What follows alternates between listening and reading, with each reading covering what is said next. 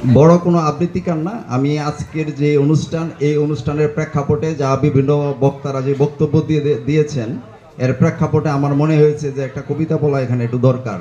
এই হিসাবে আমি কবিতাটি আবৃত্তি করব। কেউ কথা রাখেনি। ৩৩ বছর কাটলো, কেউ কথা রাখেনি। ছেলেবেলায় এক বষ্টমী তার আগমনী গান হঠাৎ থামিয়ে বলেছিল, শুক্লা দ্বাদশীর দিন অন্তরাটুকু শুনিয়ে যাবে। তারপর কত চন্দ্র বুক অমাবস্যা কেটে গেল, সেই বৈষ্টমী আর এলো না। 25 বছর প্রতীক্ষায় আছি।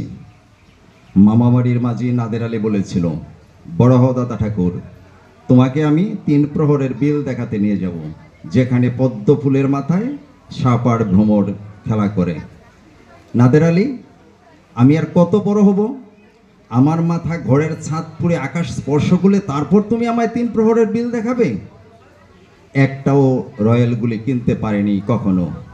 লাঠি লজেন্স দেখিয়ে দেখিয়ে চষেছে লস্কর বাড়ির ছেলেরা। ভিখেরির মতো চৌধুরীদের গেটে দাঁড়িয়ে দেখেছি ভেতরের রাস উৎসব। ভেতরে সুবর্ণ কঙ্কন পরিহিতা রমণীরা কত রকম আমোদেই না হেসেছে। আমার দিকে তারা ফিরেও চায়নি।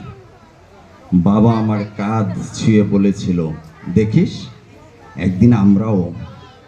বাবা এখন অন্ধ, আমাদের দেখা হয়নি কিছুই। সে লাঠি লজেন্স রাস উৎসব কেউ আমায় ফিরিয়ে দেবে না। বুকের মধ্যে সুগন্ধি রুমাল রেখে বরুণা বলেছিল, যেদিন আমায় সত্যিকারের ভালোবাসবে সেদিন আমার বুকে ওই রকম আতরের গন্ধ হবে। ভালোবাসার জন্য হাতের মুঠোয় প্রাণ নিয়েছি। দুরন্ত ষাঁড়ের চোখে বেঁধেছি লাল কাপড়। বিশ্ব সংসার তন্ন তন্ন করে খুঁজে এনেছি 108টা নীল পদ্ম। তবু কথা রাখেনি বরুণা। এখনো সে যে কোনো নারী।